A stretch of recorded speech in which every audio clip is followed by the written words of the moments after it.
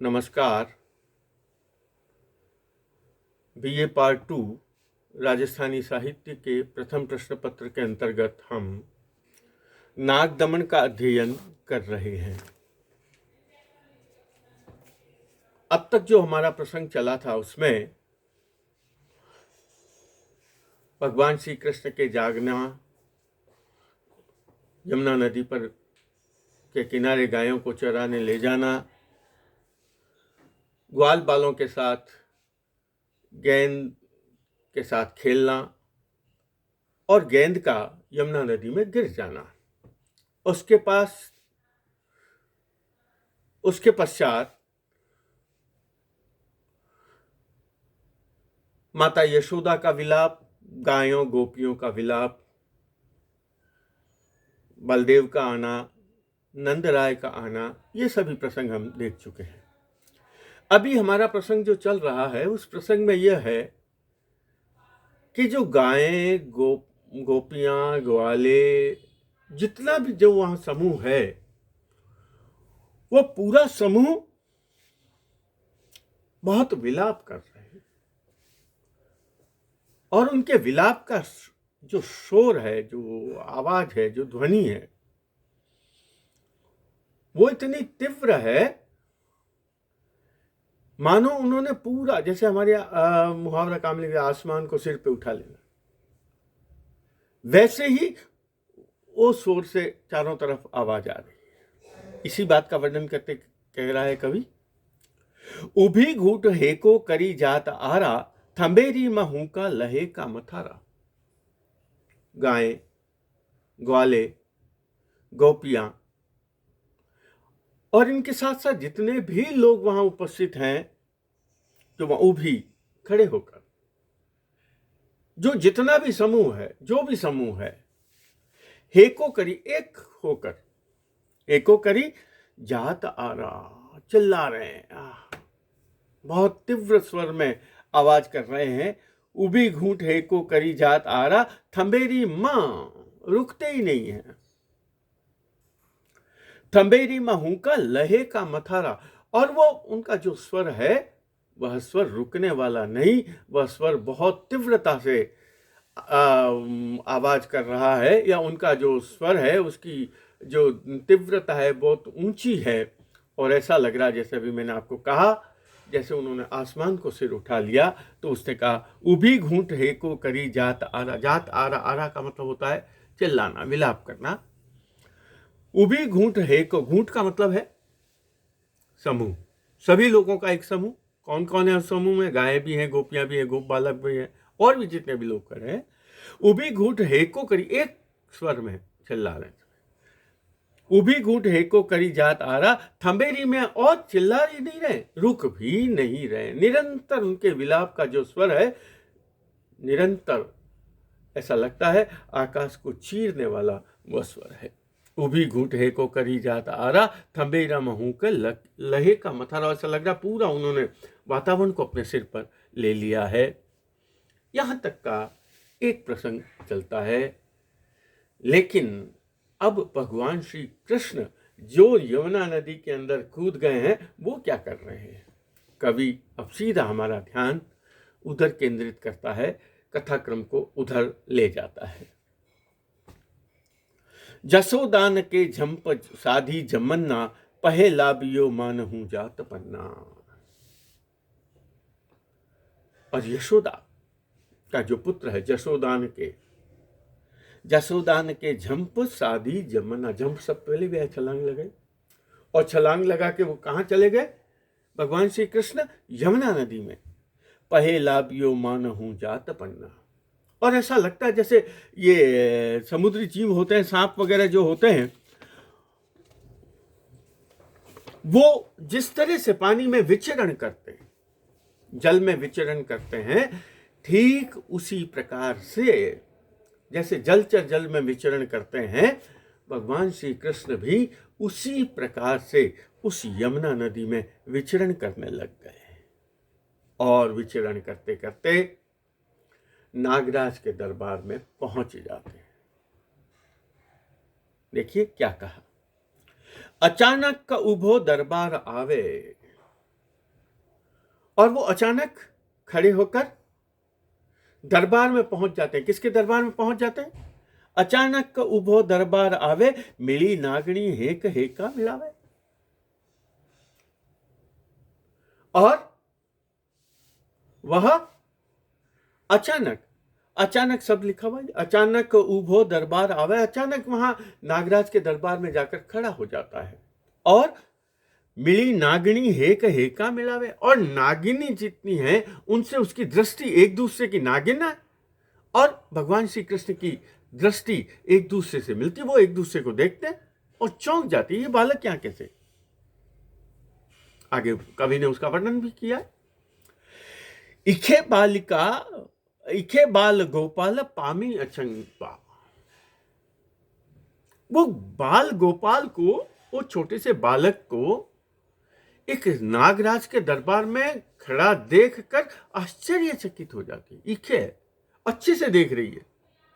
ईक्षण शब्द है, परीक्षण जो से शब्द बना है, परीक्षा जिससे शब्द बना है, अच्छी तरीके से चारों ओर से पूरा तरीके से देखना।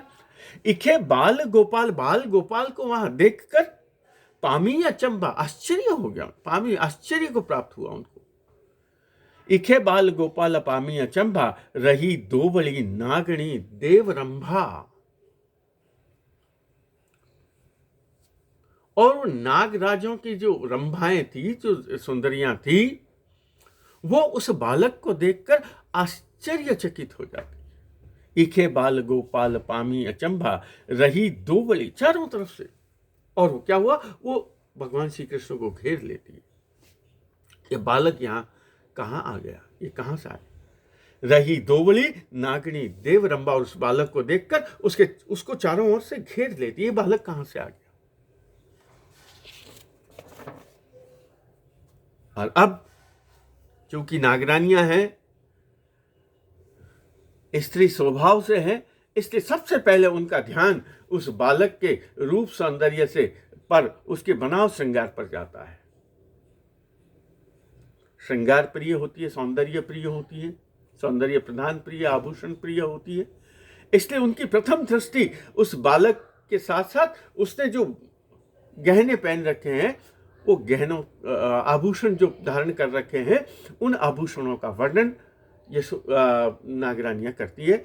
यह मैं फिर आपको यह स्पष्ट कर देना चाहता हूं, यह बाल कृष्ण के सौंदर्य का वर्णन, उसके आभूषणों का वर्णन अपने आप में अनुपम है, अपने आप में गहरा है। और इस तरह से किसी बालक के रूप सौंदर्य, आभूषणों का सौंदर्य का वर्णन बहुत कम नहीं के बराबर दिखाई देता है। नारी के रूप सौंदर्य का, उसके श्रृंगार का वर्णन, उसके आभूषणों का वर्णन तो हमें प्रायः साहित्य में देखने को मिल जाता है, लेकिन एक बालक के रूप सौंदर्य का वर्णन, बाल कृष्ण के रूप सौंदर्य का वर्णन इतना सूक्ष्मता से किया गया है। ये कवि सयाजी जुला की अपने आप में बहुत विशेषता कही जा सकती है। देखिए कहा क्या कह रही है नागरानियां उसके रूप सौंदर्य को देखकर। जपे नागपत्नी खत्री रूप ज्योति, महाभद्र जाति तना कान मोती। जपे कहना, जपे वदे मुने पुणे, ये सब कहने के लिए अभिप्राय है। यहां जपे शब्द आया, जपे नागपत्नी, नागपत्नी कह रही हैं, खत्री रूप लेते। वो बालक कोई साधारण बालक नहीं है, एक सामान्य बालक नहीं है जो कहीं गलती से डर के भूल कर कहीं आ गया हो और वो आश्चर्यचकित हो रहा हो, डर रहा हो, भयभीत हो रहा हो। ऐसा उसकी बाल कृष्ण के हाव भाव से दिखाई नहीं देता। तो उसने क्या कहा, जपे नागपत्नी खत्री रूप ज्योति, उसके क्षत्रियत्व के रूप को देखकर नागरानी प्रसन्न हो रही है। जपे नागपत्नी खत्री रूप ज्योति, उसके रूप को देखकर आश्चर्यचकित हो रही हैं। और उसको देखकर क्या कह रही है, सबसे पहले उनकी जो प्रतिक्रिया है वो क्या प्रतिक्रिया है, महाभद्र जाति तना कान मोती। इस बालक के बालक कौन है, कहाँ से आया, उनको कोई भी इस संबंध में जानकारी नहीं है। लेकिन यहां वो बता रही है महाभद्र जाति तना कान मोती। भगवान श्री कृष्ण के जो कुंडल पहने हुए हैं, जो कानों में जो मोती पहने हुए हैं, वो मोती बहुत ही मूल्यवान है, बहुत ऊंचे किस्म के हैं, बहुत उच्च विशेषताओं को लिए हुए वो मोती हैं, साधारण मोती नहीं है।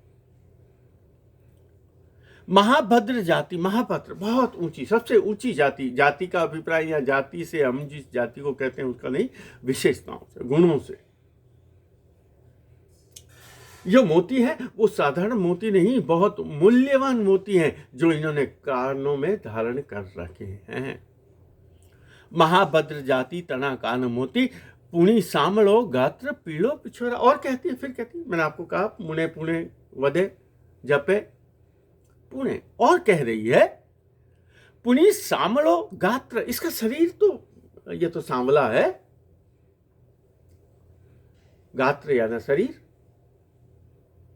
पुनी सामलो गात्र पीड़ा पिछोरा, और इसने पीतांबर धारण कर रखा है। पिछोरा, पिछोरा उत्तरी और ये जो कुछ पहनते हैं पीतांबर और ये सब, ये पीले रंग के हैं। पुनी सामलो गात्र पीड़ा पिछोरा कणा ऊपरा नंग ओपे कंदोरा। और उसकी कंदोरा कमर पर, उसने कमर पर जो कंदोरा, कणकती जिसको हमारे यहाँ कहते हैं, कणकती कणकती जो भी आप समझ लीजिए, कमर पर जो बांधा जाता है आभूषण। पुणी सामलो गात्र पीला पिछोरा कणा ऊपरा नंग ओपे कंदोरा। उस कंदोरे में, उस करधनी में, उस कणकती में बहुत सुंदर सुंदर नगीने लगे हुए हैं। पुणी सामलो गात्र पीला पिछोरा कणा ऊपरा नंग ओपे कंदोरा। कंदोरा लगाया हुआ है, कंदोरे में उसने बहुत अच्छे अच्छे नगीने, जो उसने कंदूरा पहन रखा है, जो उसने करधनी पहन रखी है, वो बहुत सुंदर सुंदर नगीनों से युक्त है। आगे देखिए, पगा गुघरी रोल आनंद पुंजा। उसके पांवों में जो पायल पहन रखे हैं, घुंघरू है, उस पायलों में जो घुंघरू हैं, पगा पांव में बालकों को पहनाते हैं छोटे छोटे घुंघरू पायल, और उस पायलों में पगा घुघरी घुंघरू, छोटे छोटे घुंघरू। पगा घुघरी रोल, रोल का यहाँ अभिप्राय है शब्द, स्वर। उन घुंघरुओं से जो स्वर निकल रहा है, उन घुंघरुओं से जो आवाज आ रही है, पगा घुघरी रोल आनंद पुंजा। वो आनंद का पुंज है, वो जो स्वर दिखाई दे रहा है वह स्वर आनंद का पुंज है। पगा घुघरी रोल आनंद पुंजा गले हार मोती रुले माल गुंजा। गले हार मोती, इसके गले में हार पहना हुआ है, गले हार मोती, इसके गले में जो हार पहना हुआ है मोती, रुले माल गुंजा, मोतियों की माला पहनी हुई है। रुलने का मतलब है झूलना, इधर से उधर झूलती हुई दिखाई दे रही है। गले में जो पहनती है मालाएं, जब चलता है कोई भी व्यक्ति तो वो झूलती हुई दिखाई दे रही है। तो यहाँ उसी स्थिति का संकेत किया गया है। गले हार मोती, उसके गले में जो हार पहने हुए हैं, वो मोतियों, गले में पहने हुए हार जो हैं वे मोती गति कर रहे हैं इधर से उधर। गले हार मोती रुड़े माल गुंजा, और गुंजा की माला भी पहने हुए हैं, गुंजा की माला पहने हुए हैं। पगा घुघरी रोड़ा आनंद पुंजा गले हार मोती रुड़े माल गुंजा बिछे दूलड़ी हेक चौकी बिराजे। और उसने जो मोती पहन रखे हैं, जो मालाएं पहन रखी है, वो में दो लड़े हैं। दो लड़ का मतलब दो हैं, चेन लड़ियां जो हैं वो दो हैं, दो लड़ी है। बिछे दूलड़ी हेक चौकी बिराजे, जो गले में जो मालाएं पहने रखी है, और उन मालाओं के दो लड़ियों के बीच में एक चौकी, हार के बीच में जो चौकी है, उसने कहा, बिछे दूलड़ी एक चौकी बिराजे, जिसो राजवी के हरी नख राजे। और ऐसा लगता है उस चौकी में, उस बीच में जो सुंदर सुंदर जो जिसको हम आज की तारीख में कह सकते हैं, हार के बीच में जो मेन जो होता है, थेगड़ा जिसको कहते हैं, थेग कह देते हैं, जो भी है, जहाँ वो लड़ियाँ आकर मिलती है, वो बहुत सुंदर है। और वहां जिसो राजवी केहरी नख राजे, राजवी केसरी सिंह शेर होता है, उस शेर के पंजों के नाखूनों को बालकों को गाले में धारण कराया जाता था पहले। अभी भी कुछ लोग तो प्लास्टिक के वगैरह काम में आने लगते। तो वो बाघ नख जो होता था, शेर का जो नख है, केहरी नख जो इसमें शब्द किया है, वो उस बालक को बुरी अलाय बलाय से बचाने के लिए वो उनका प्रयोग किया जाता था। तो उसने क्या कहा, बीचे दूलड़ी एक चौकी बिराजे, जिसो राजवी के हरी नख राजे। और उस दो लड़ियों के बीच में वह केहरी नख राजे, और दो लड़ियों के बीच में वह जो चौकी है, उस चौकी के साथ जो शेर है, शेर के जो नाखून है, वो बाघ नख जिसको कहा जाता है, शेर के नाखून है, वो भी शोभायमान हो रहे हैं।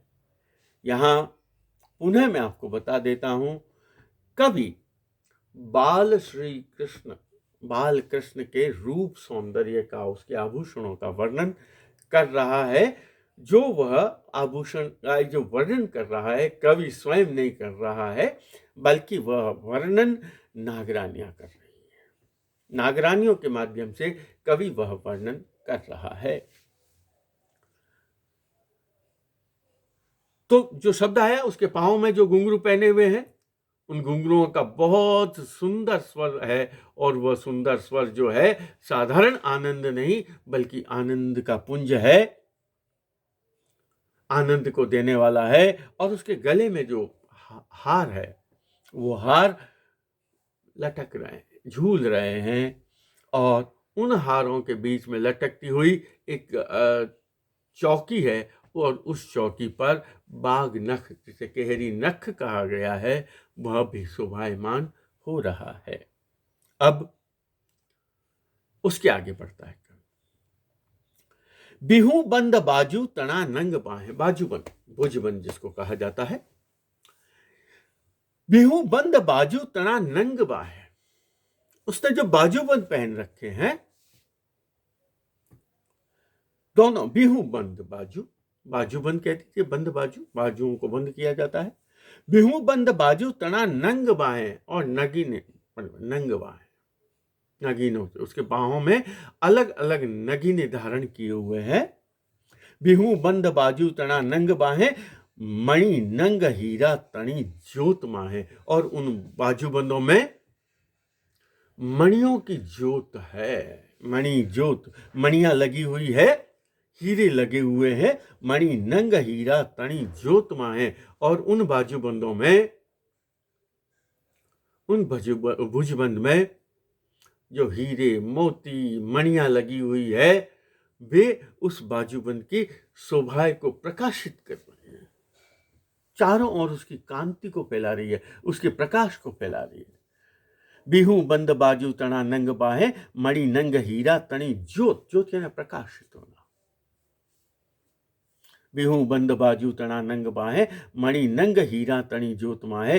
अही नारी जंपे लय मूल ऊंची देखिए, अही नारी जंपे, नागरानियां कह रही है, अही नारी जंपे, नागरानी कह रही है, अही नारी जंपे लई मूल ऊंची, बहुत ऊंचे दाम में खरीदी गई।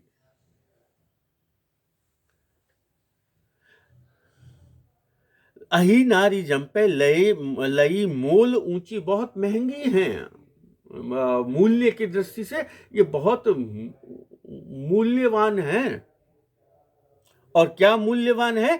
पहुँचे प्रभु रे लटक के पहुँची, जो बाजूबंद में जो पहुँचों में जो लटक रही है, पहुँची जो नीचे लटकते हैं, वो भी बहुत जो श्रृंगार में जो बाजूबंद के नीचे जो लटकती है लूम, वो भी बहुत ही सुंदर है।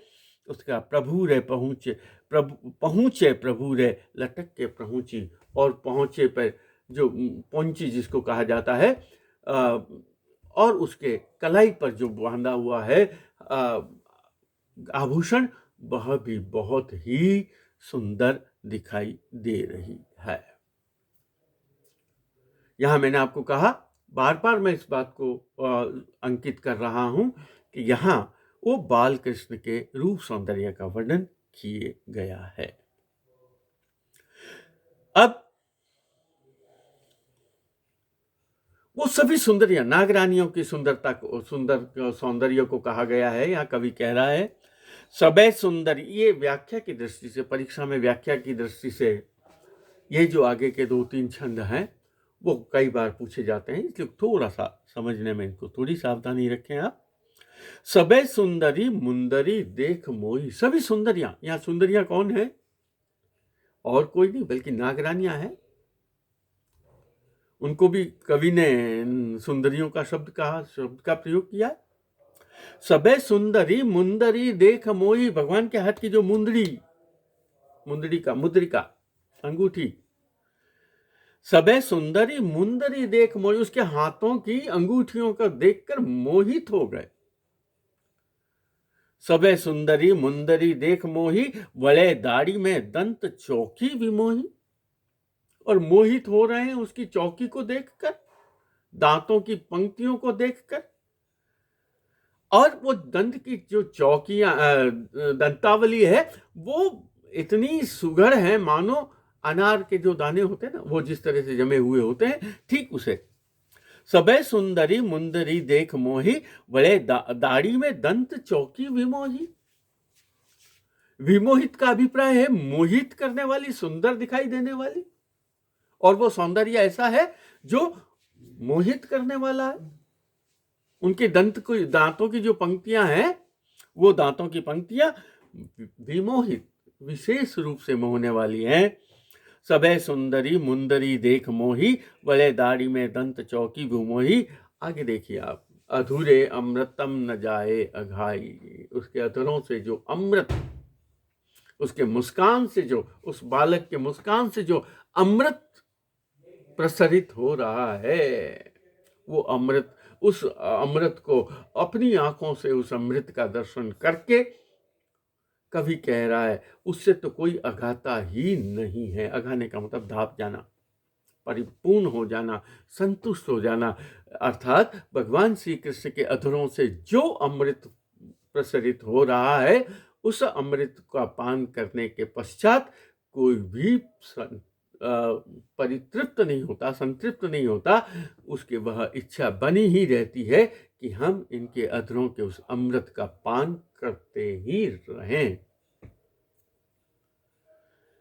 अधूरे अमृतम न जा, यहां वास्तव में कोई अमृत का पान नहीं कर रहा, उनके अमृत जो दिखाई दे रहा है, जो इस प्रकट हो रहा है, उसके अमृतों से, उसके अधरों से जो अधरामृत जो प्रसरित हो रहा है, उसका वर्णन किया गया है।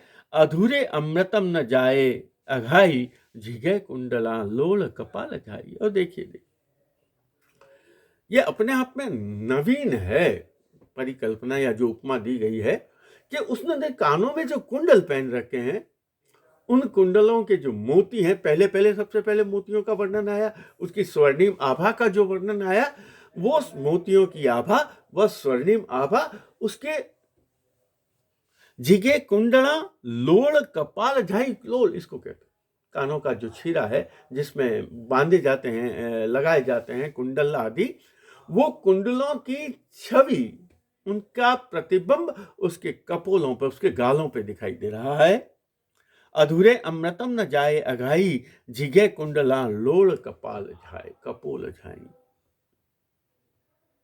कपोलों पर उनके ध्वनि दिखाई देती है, उनकी वह सुंदर छवि दिखाई देती है। अधूरे अमृतम न जाए अघाई, झिगे को लोल कपूल, झिगे कुंडला लोल कपाल झाई, इखे नासिका सिग्घ दीपक ऐरी। अब ये दोनों, ये जो है, इसमें नाक और आंखों की सुंदरता का जो वर्णन किया है ना, उसमें जो उपमा और रूपक का प्रयोग किया गया है वह अपने आप में अनुपम है। एक ही पंक्ति में उसके जितनी विशेषताएं, उन सभी विशेषताओं को गिना दिया।